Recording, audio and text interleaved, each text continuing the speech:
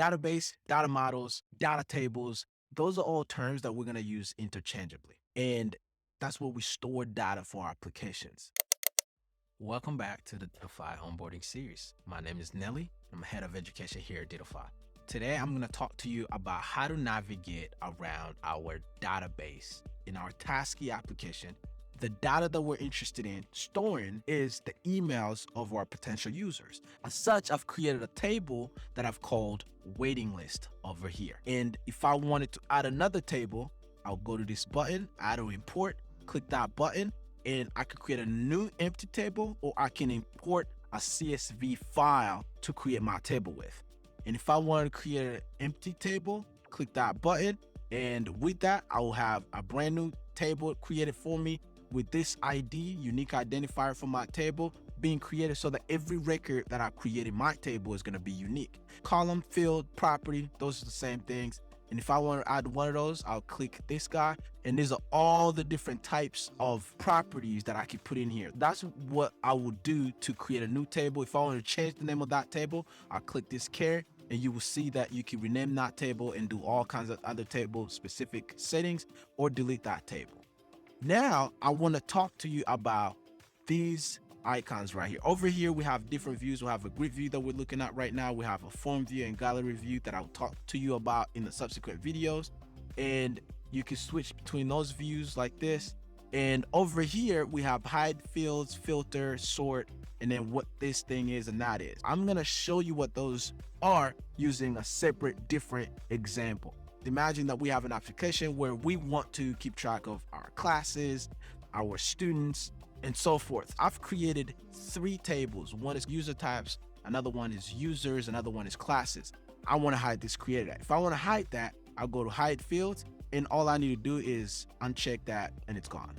Right now, looking at this, I know that a user of an instructor type, their ID is 2. If I go to these users and I look at these 2 users, I see that one has a user type ID of 1, another one has a user type ID 2. So I know 2 is my instructors. So I can say I want to see instructors in this table. So I can go filter and add a condition to say that I only want to see records where the user type ID is 2.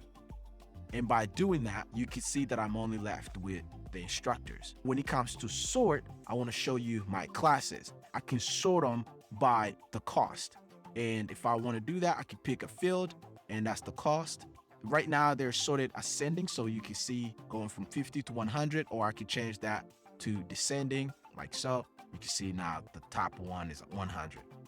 This icon right here, all it does, it allows you to see your records in different sizes. Just like sorting, you can color code these records, and it's the same thing. You add a rule. Let's say if the cost is less than 100, I want to then add a rule. If the cost is less than 100, then my rule is I want to see those things in, let's say, red.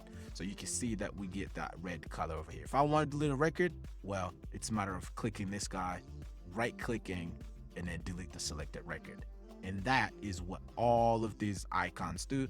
In the next video, I'm gonna explore just a little bit about what these table relations are. To close, if you are the type of independent learner that jumps into something and start learning by yourself, please eat all these videos, consume them, and build. If you're the type of learner that thrives when you're guided, consider checking out our 8 weeks app launch program, where we're bringing startup founders, their teams, and we're teaching them how to launch their apps literally in 8 weeks. So consider any of those. And if you are somebody who hasn't always built web applications, and you want to understand all these contexts, all these concepts, check out our Web Developer Beginner series that I'm linking to, which will give you that prerequisite understanding of what's a backend, what's an endpoint, what's an action, what's a database, and how all that come together, so that when you come to learn, you actually hitting the ground running. Until next time, I'll see you in the next video.